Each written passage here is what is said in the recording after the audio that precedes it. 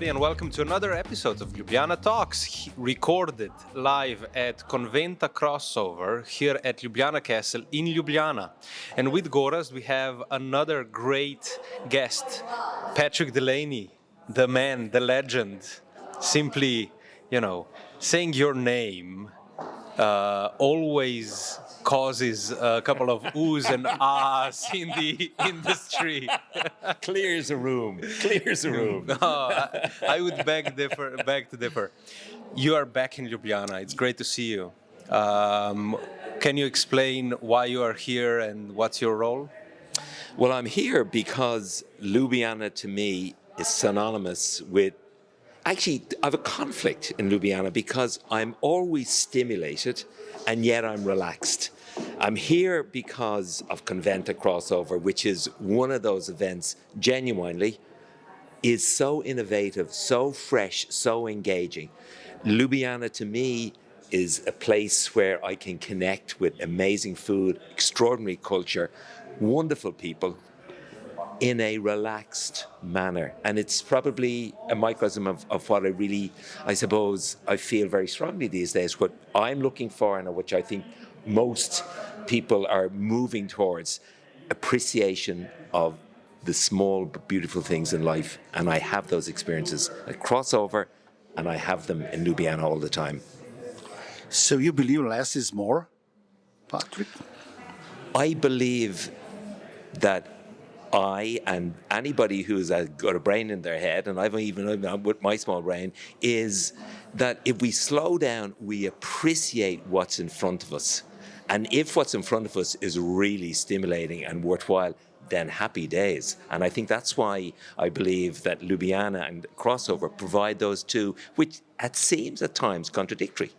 But I don't think so, because it's about listening to what's the future, listening to the wave of the future, the whispers that are there, which I find really stimulating in a nice environment. What more could you want, Gorazd? It's fantastic. Yeah, agree.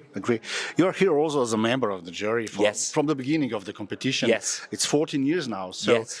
what can you say about this year's competition in comparison with previous years? What is the quality of events?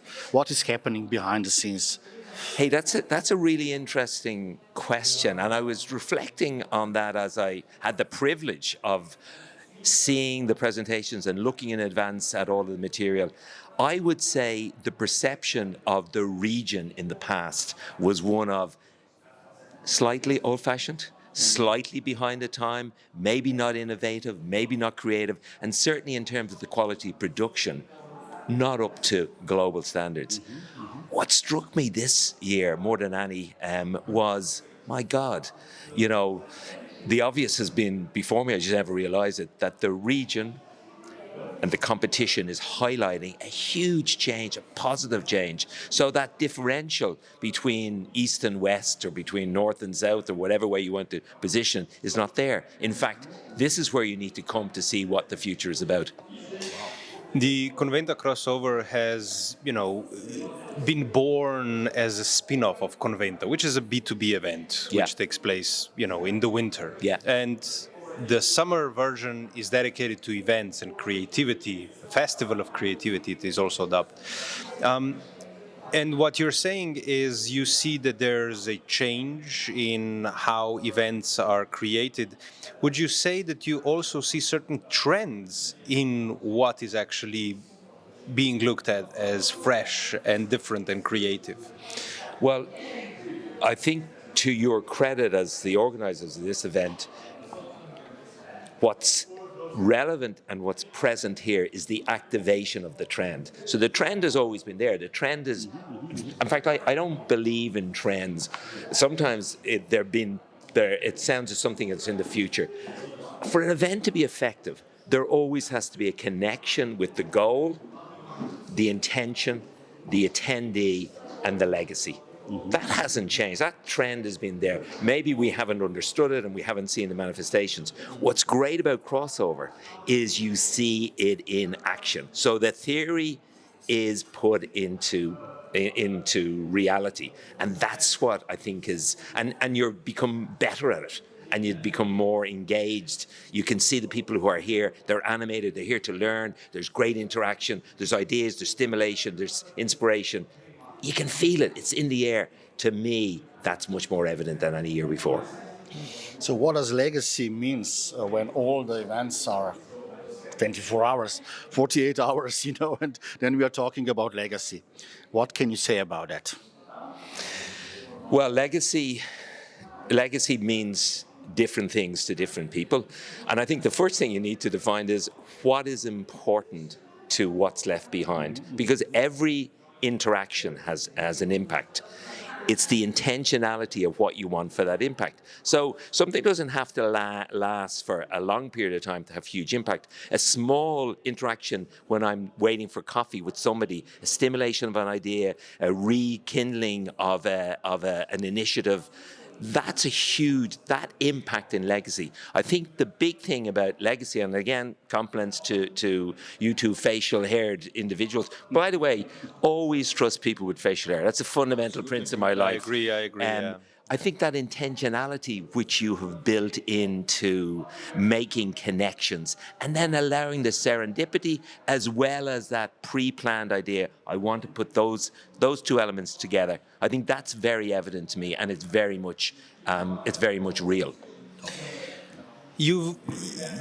We meet in a lot of places, in a lot of contexts, but always there's the meetings industry is kind of the main topic of it, one way or the other. Now, we are talking about creativity, we're talking about predominantly corporate events. Yeah. Some of them, of course, also going into the association part. And because you are closely connected with ICA as well, how do you see this creativity on one side being brought to the other side, to the association part? I see it. Actually, the English word or the verb that comes to mind is seep, slowly infiltrating, infusing. Traditionally, without pigeonholing any of the sectors of the business events industry, associations have been more conservative, less innovative, less open to change. Now, obviously, big changes has happened in the world. You have COVID. There's a much more wider ability to access content. People's desire to join associations is less. So all of those landscape changes have, I suppose, helped to speed up the natural change which was taking place. And associations see the benefit of the marketing, the innovation, the engagement, the moving radically away from the format of the talking head, all of those things. Corporate life has been forced into doing those quicker.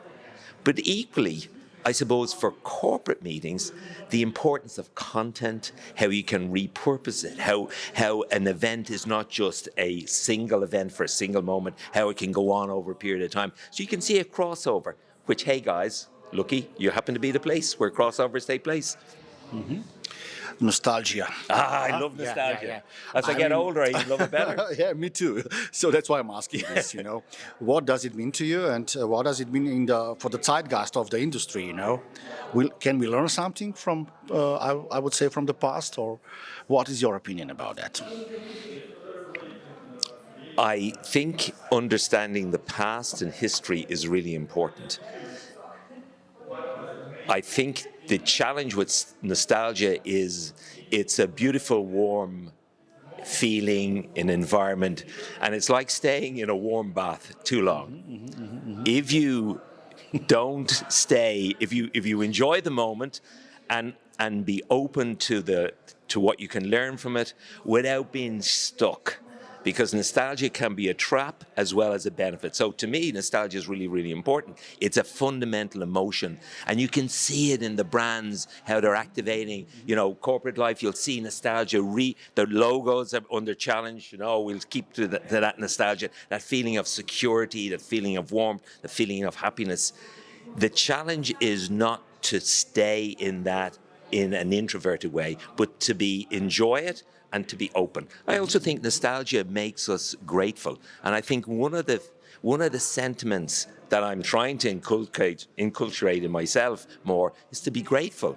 because it's an amazing industry that I've been privileged to be part of. But also in general, gratefulness is something, and gratitude, I think, should be more prevalent, because in our industry we often get a lot. We're privileged to meet an amazing range of people, have extraordinary experiences, and we can take that for granted, and we shouldn't. So being grateful, I think, is important. Amazing. My next question is about actually branding and meeting destinations as a product. Can we say that we are selling a product or not? If you're selling an experience always. If a product is seen as something which is inanimate, which is consumptive without any kind of engagement on both sides, we're definitely not in that business. We're not in the consumption business. We're in the value-added business. And in terms of the destination, the branding of that destination needs to highlight, amplify, and provide clarity over how we can have a dialogue. The destination experience needs to be a transformative experience. So not a product in that negative sense. If we go into branding and talking about destinations, I can say that you have a great personal brand, and you've built on it. But when we look to destinations, often we see it can be repetitive. Sometimes they often want to reinvent themselves. Sometimes they get stuck in the same logo forever and ever. Sometimes it's very effective. So why, fix if it's not broken? How do you see the current state of destination marketing as such and branding? Because one thing that we see is there's changes in the market, over tourism.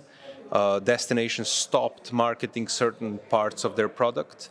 So, how do you see that? So I think I'm going to peel back that question to a step ahead of time.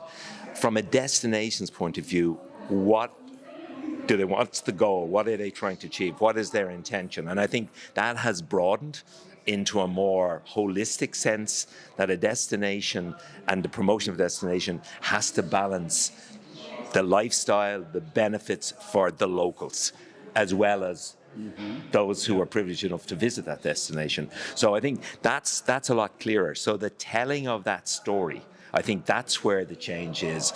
And there's also, I think, a lack of confidence in destinations that ultimately each one is unique. And that sense of authenticity, you see the same style video with the same overblown qualifications, that doesn't feel real. And reality is what people are looking for, because there's so much information, there's so much non-reality out there. So augmented reality, but maybe not as tangible. And I think destinations need to go back to what are they trying to achieve, and then how innately for that culture, for that destination, for that people, how do they want to tell their story? And if they're smart enough, it will resonate. It shouldn't resonate with everybody. It should resonate with the customer that will get the benefit from visiting that destination. As always, you have these answers to the questions that probably AI is not definitely able AI. To say that. Listen, I love AI. There you go. But it's about exceeding expectations. Now you've done so many lives projects and activities, and the last such brand that you've created is SoolNua. Yes. And could you kind of bring us up to date with what's happening with SoolNua now? Well, SoolNua. And by the way, I created my business partner, Porrick Gilligan, my best friend, was a privilege and to be involved, and with a lot of other people over the years. And we started off as a DMC, and then evolved into a PCO, then into an agency, then merged, sold companies. We merged with MCI, which was a wonderful experience in terms of, for a global audience. We had 100 people in Ireland, which was neither, the largest baby in town, but we needed to grow, and we merged with MCI. It was a privilege to be involved in the growth of a major communications and organization like the MCI. And then at a certain stage, we desired to leave and be more closer to our customers and maybe concentrate on marketing, training, and strategy. That was the essence of SoolNua, which, by the way, means it's an Anglified presentation of the world, the Gaelic world, SoolNua, Nuai.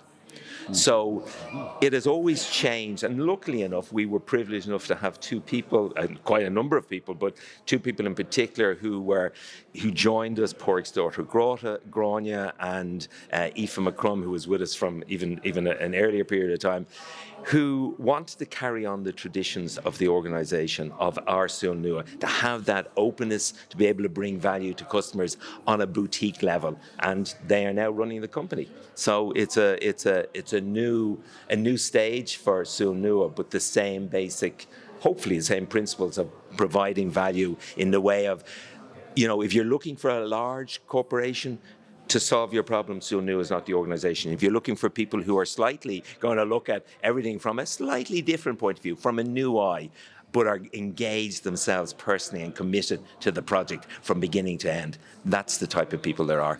What role does humour play in everything what you are doing? Humour, Garish, as my wife always says, one look at me and you'd have to laugh. I mean, it's an ongoing. Humour, I think, is so important because it's a unifier. And it helps you not to believe your own lies.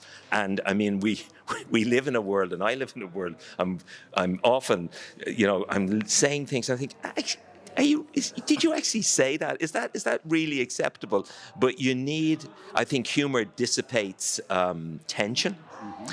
It also brings you back to core values. It reminds you that you make emotional connections.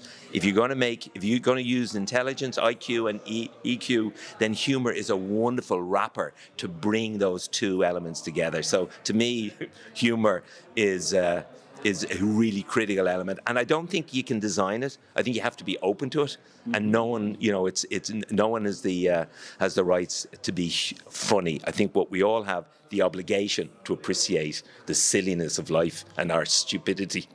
Well, I guess the old saying, turn that frown around, kind of, does the trick. Much more succinctly put, yeah, better than I could have possibly said. It's interesting that also when we look at the events taking place here, you can see on one side they are serious, but there's of course this emotional element to each of them. All of the finalists, they're all emotionally engaged. And sometimes you can see, there's people coming on stage that get stage fright. Sure. Sometimes the videos perhaps raise more questions than they give the answers. Yeah. How would you say that we as an industry, how good are we in communicating and putting that frown upside down? Well, going back to believing our own lies, sometimes it goes to the idea that we are trying to be something else.